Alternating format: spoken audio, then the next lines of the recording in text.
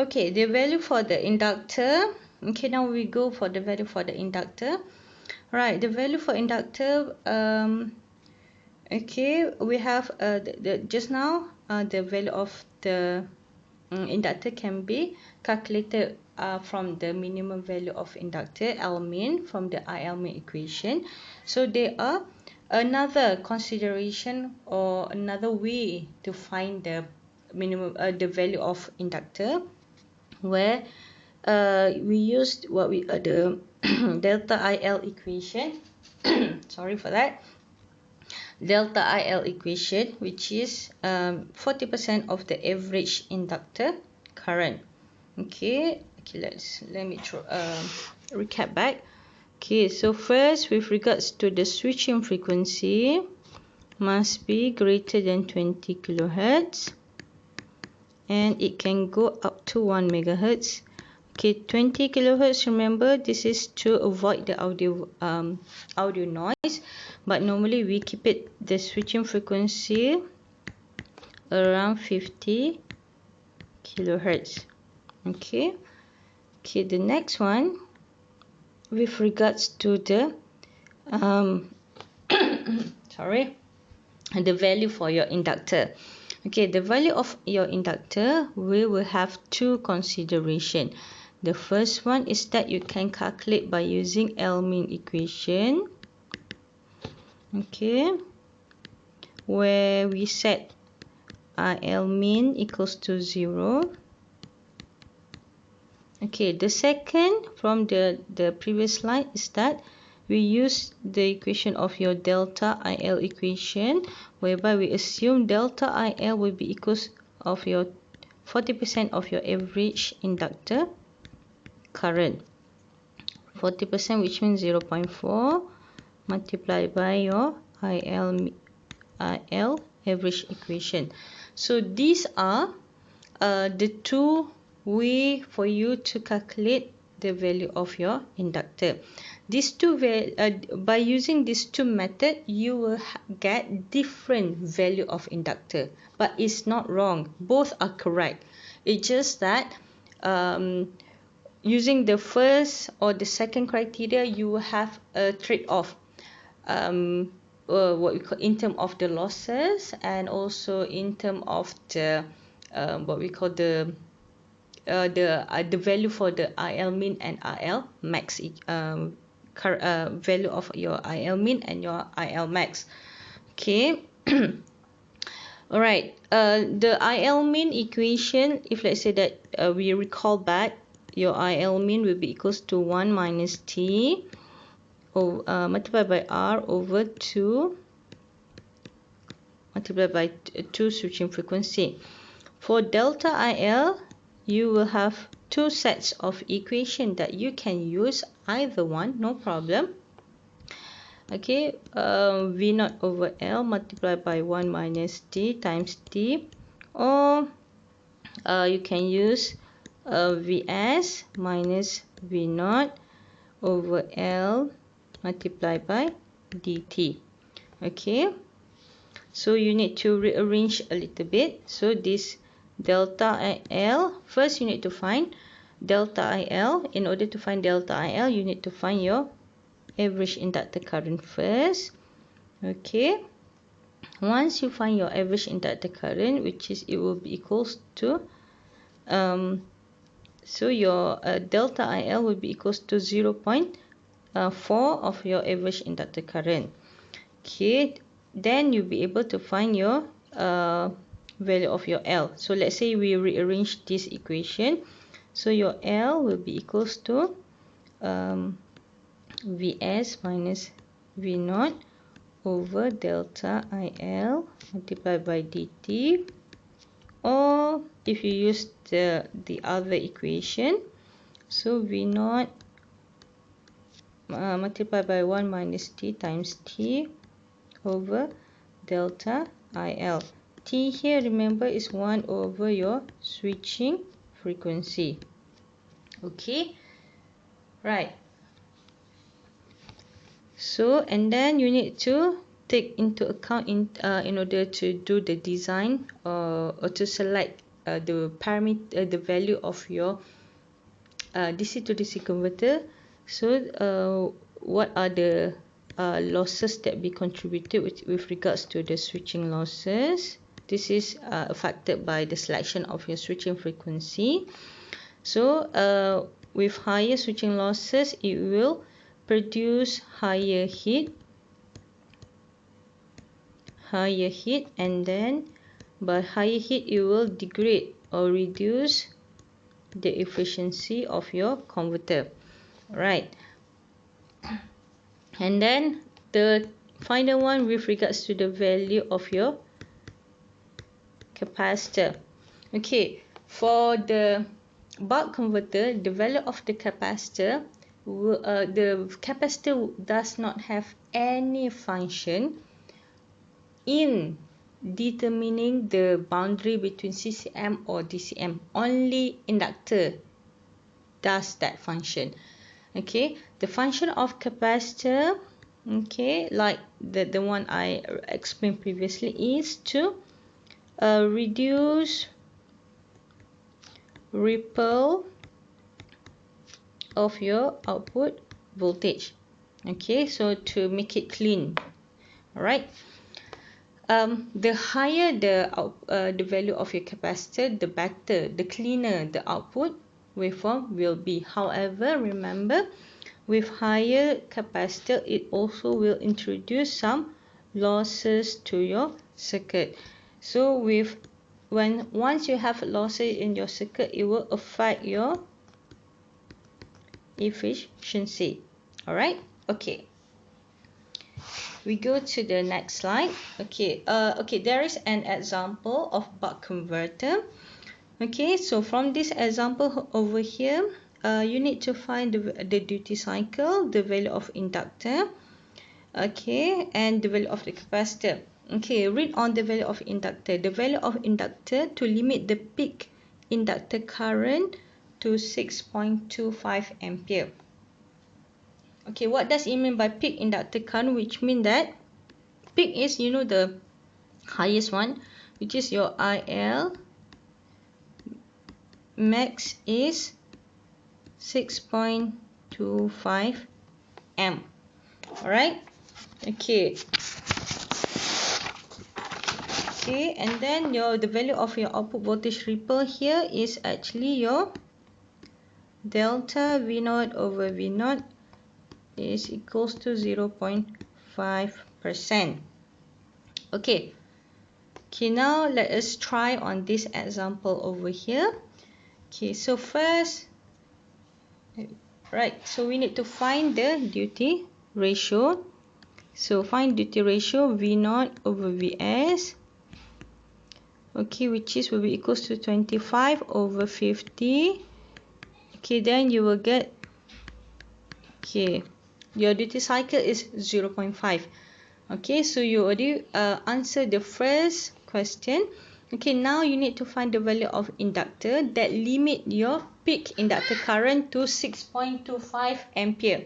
Okay, so you need to use your IL max equation.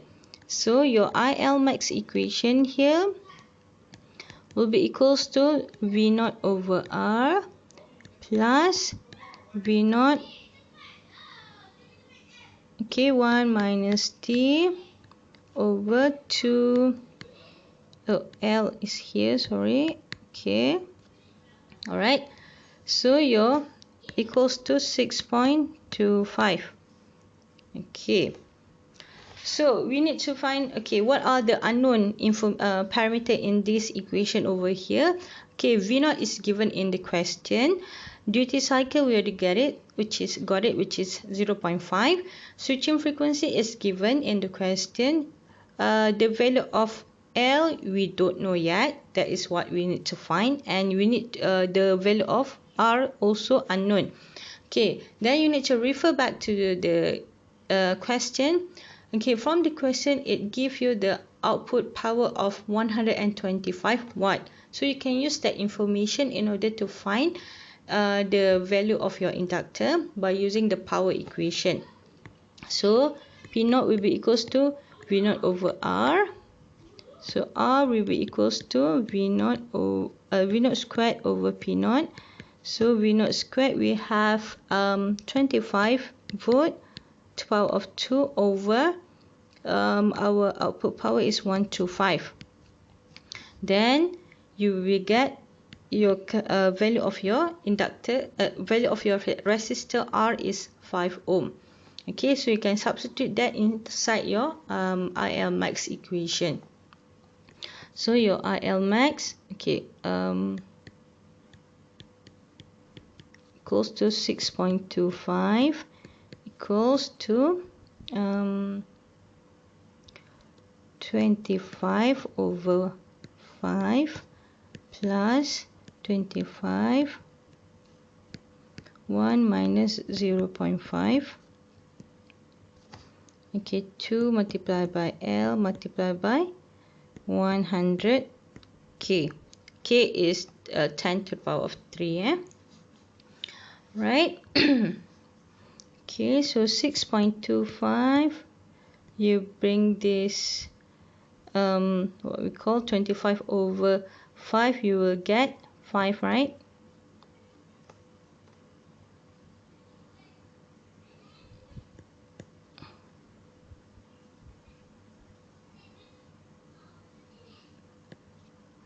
Okay, so this,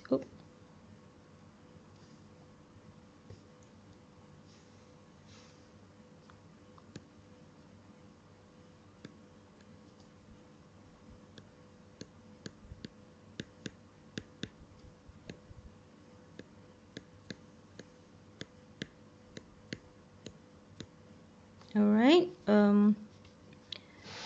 so 1.25 here. Okay, you can try to what we call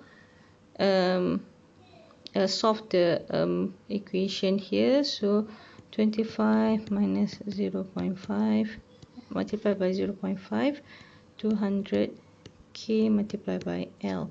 So we rearrange the equation. So this one here will be maintained. Okay, and then you bring down 1.25 multiplied by 200 K. You bring up the L. So from here you will get your inductor will be equals to 0.05 millihenry. Alright. Okay. So now we answer for the second part of the question in finding the value of inductor.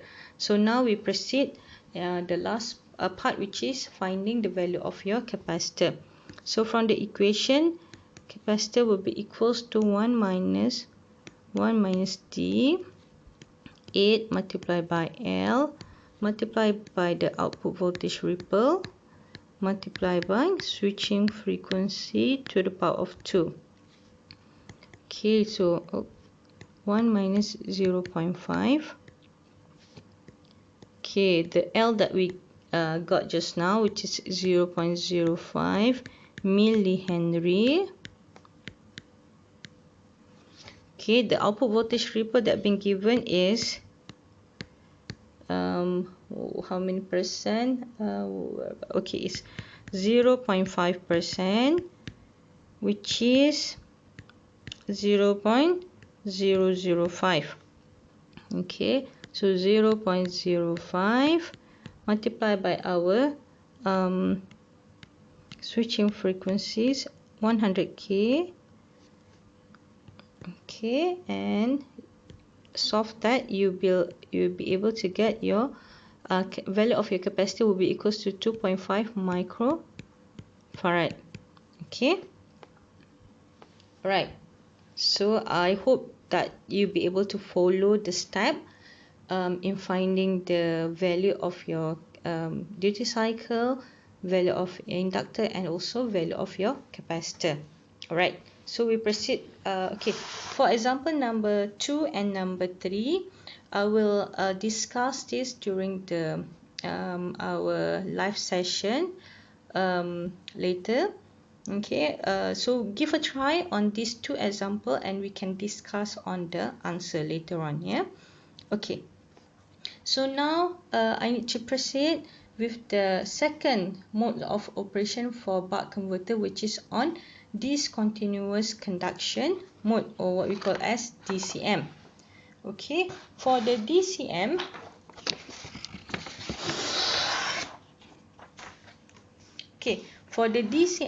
the previous assumption that we made for the continuous conduction mode, all of the assumption cannot be used.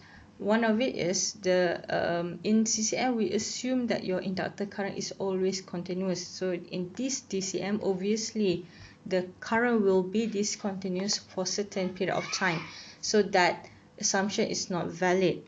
Okay, but the other assumption, which is we assume the average capacitor current and current and average inductor current are 0. It can be applied for DCM. Okay, so these are the typical waveform of a buck converter in DCM mode. Okay, the first one is your average the inductor voltage. Okay, and the second one is inductor current. Okay, for this DCM mode, there are 3 operating conditions. You can see here, this is when the current will become discontinuous. Okay, current will become discontinuous.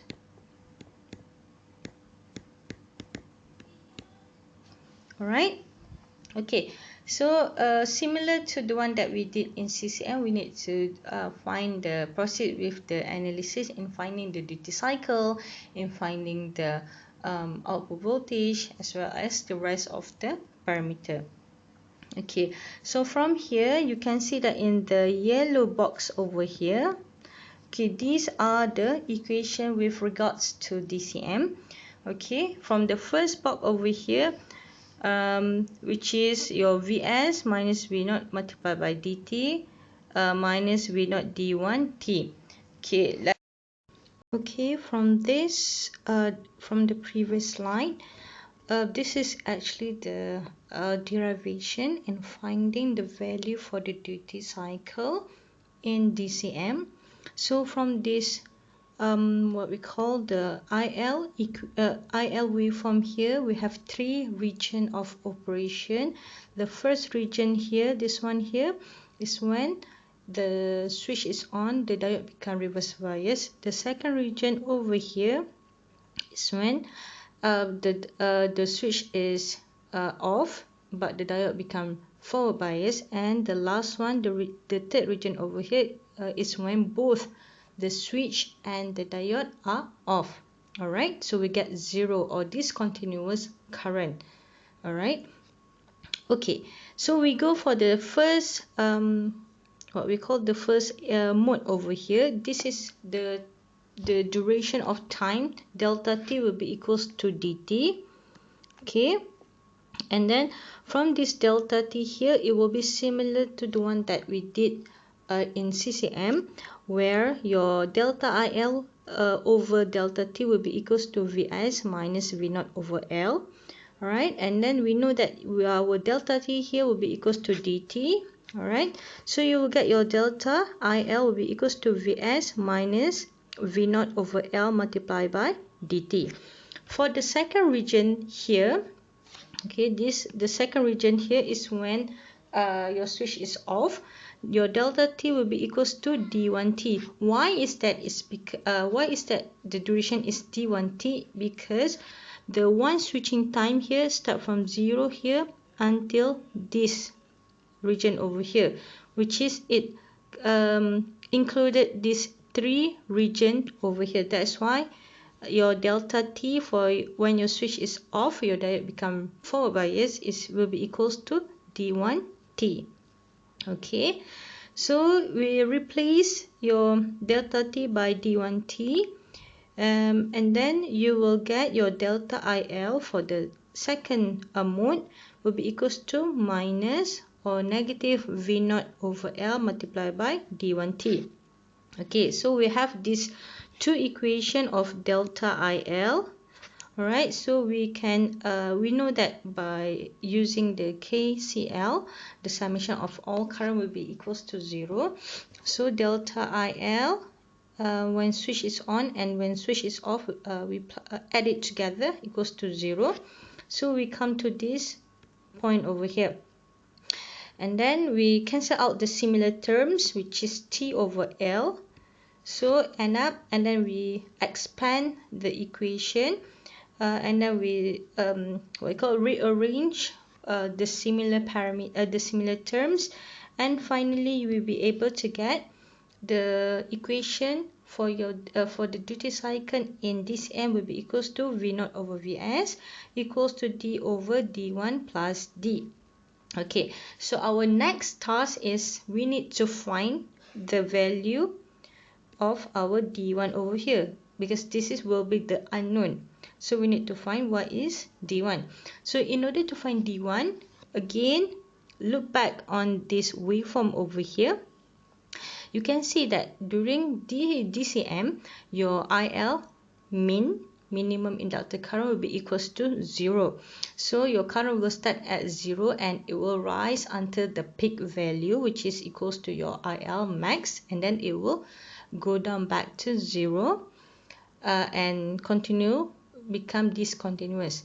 Right? Okay, since there is a freewheeling diode in DC to DC converter, your current here will never go to the negative region. It will stay at 0 because your diode will block your current from going to negative region. Okay, right, so in order to find our duty cycle D1, so first we can find our average inductor current in DCM. Okay, average inductor current in DCM. So from the waveform over there, we need to find the area under the curve, which is, you can see that the shape is triangular. So your average inductor current will be equals to, we need to do the integration. Okay, so we have two triangular for the first mode and the second mode. So that's why you have this two equation over here. Right, which is your 1 over 2 multiplied by IL max, which is the height, multiplied by the width, which is dt for mode number 1, and for mode number 2 is half multiplied by IL max, which is the height, and dt, which is the width, d1, sorry. Okay, and then we do the, so the t will be cancelled out from the 1 over t here, so it will left with IL average will be equals to half multiplied by IL max multiplied by d plus d1. Okay, and then from the previous slide just now, we know that, okay, for buck converter, your IL will be equals to your I0, which is your output current. So we can include it together. So your IL, so your IL will be equals to half multiplied by IL max multiplied by D plus D1 will be equals to V0 over R. So we need to know what is inside this IL max over here in order to help us to find the equation for D1. So we go for the next slide. Right? Okay. Still we are using delta IL, but now we relate with regards to the duration between the maximum and the minimum, which is your delta IL will be equals to IL max minus IL min. In this case, in DCM, your IL min will be equals to 0. So you have these two options of IL, which is delta IL will be equals, this is using the first mode, and then for the second mode over here, for the second mode of your delta IL. Alright, and then we know that since IL min is 0, so we know that your delta IL will be equals to IL max. Yeah. Okay, so from there we can you can replace your delta IL over here. Okay, here and here by IL max, because we know that your delta IL will be equals to IL max. Okay. Alright, so it will lead you to this equation number 1 here. Then from the previous line, your delta, your average inductor current will be equals to your I naught. So we can include it together. And then you need to substitute the equation number 1 here into this equation here, which is your IL will be equals to half V0 over L multiplied by D1T multiplied by D plus D1 over equals V0 over R.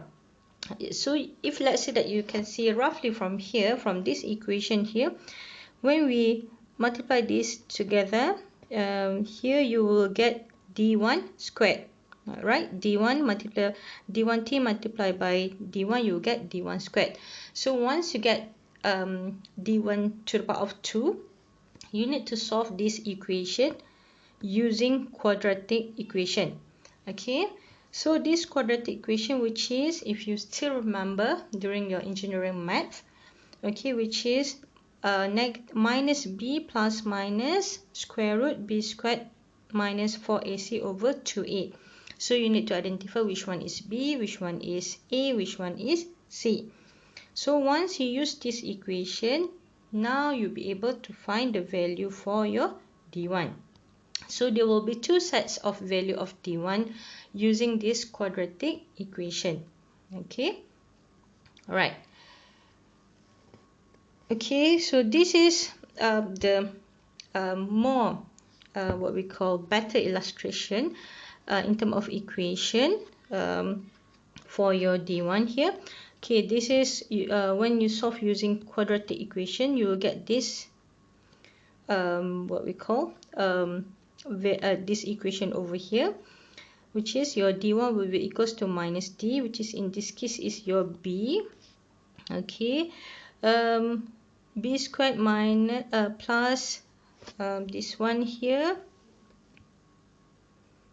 4ac. Yes, okay, so this one here will be equals to the a and also c here. Okay, and it will lead, finally it will lead you to, in order to find your output voltage in this M, which is V0, will be equals to Vs multiplied by d over d plus d1. So basically that is the analysis with regards to DCM.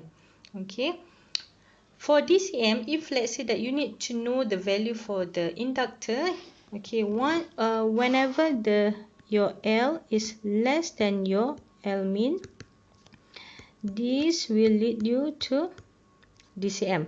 So any value of L, as long as it less than your L min, this, which is the boundary value of your inductor, this will fall into DCM.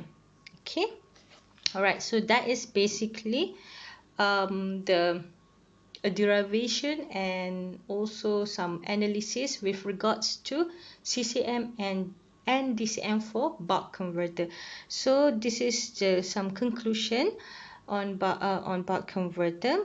Okay, so you can have you can read on this, and yeah, okay, so for the next slide, for the next session, we will go for another type of DC to DC converter, which is on boost converter. Alright, so if you have any question with regards to this material, we will discuss during our live session later. Okay, alright, okay, take care, stay safe. Okay, so I really hope all of you be able to follow the video and able to understand what I'm trying to explain about buck converter. Okay,